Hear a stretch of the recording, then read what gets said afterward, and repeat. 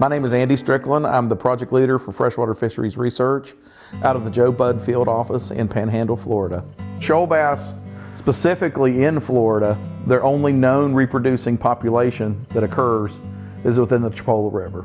The Chipola River is a tributary of the Apalachicola River and runs from the headwaters in South Alabama and empties into the Dead Lakes near the town of Weewahitchka in Gulf County.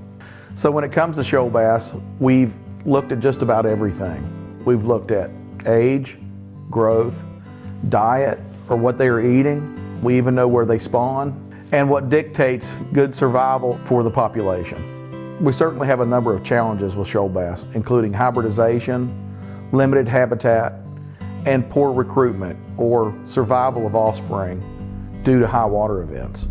Certainly one of the challenges that we weren't prepared for was the landfall of Hurricane Michael in October of 2018. Michael brought on sustained winds of 160 miles per hour, devastating the coast, coming up through the Chipola River. It wasn't until May of 2019 we were able to go out and sample the river again, post Hurricane Michael. In the subsequent weeks, we completed a number of electrofishing samples and determined that the population had declined by roughly 90% since the prior samples that were performed pre-Hurricane Michael. This led us to answer the question, what's going on with the fishery? So then we contacted my management partner, Chris Paxton, to help shut down the fishery to protect the shoal bass population. Andy called me in May, leaving the river, and they had found 33 fish total. He was greatly concerned, and following the storm there had been sewage spills, runoff, there were fish kills all the way to Apalachicola Bay.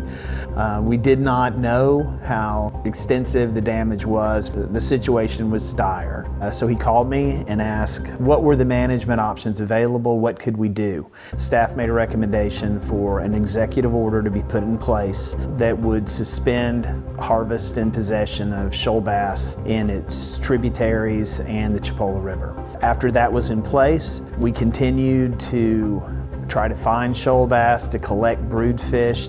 We were trying to get to the hatchery for spawning purposes, trying to save the species. It was potentially the last existing genetically pure population, and it's the only place it occurs in Florida.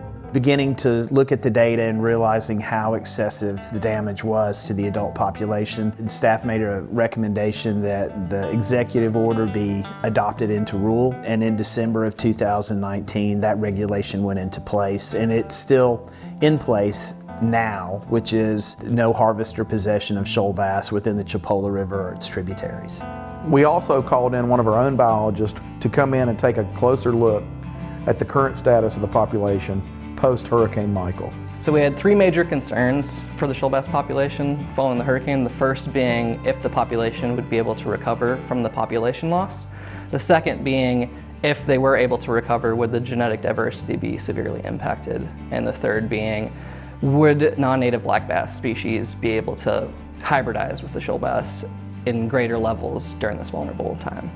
We conducted our population estimate in 2021 using a mark recapture technique, where we would go through a stretch of river up to 3 times electrofishing, and we would mark any shoal bass that we collected.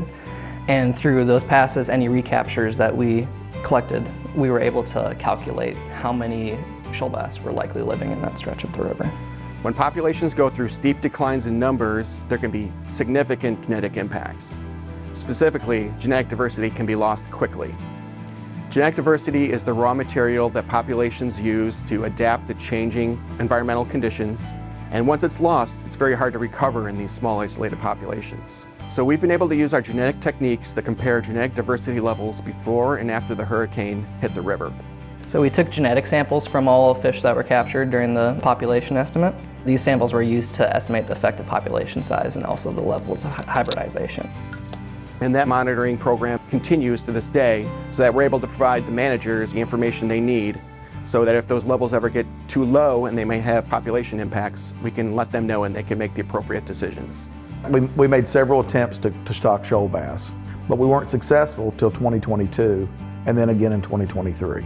In year one, or 2022, we looked at contribution that fall and noticed a 65% contribution to the year class from the stocked fish that were brought in from the hatchery. In 2023, we did this again and noticed a 63% contribution to that year class. It certainly exceeded our expectations, far beyond what we thought we would see. The success of the stockings wouldn't be possible without the hard work from our hatchery personnel at the Blackwater Fisheries and Research Development Center in Holt.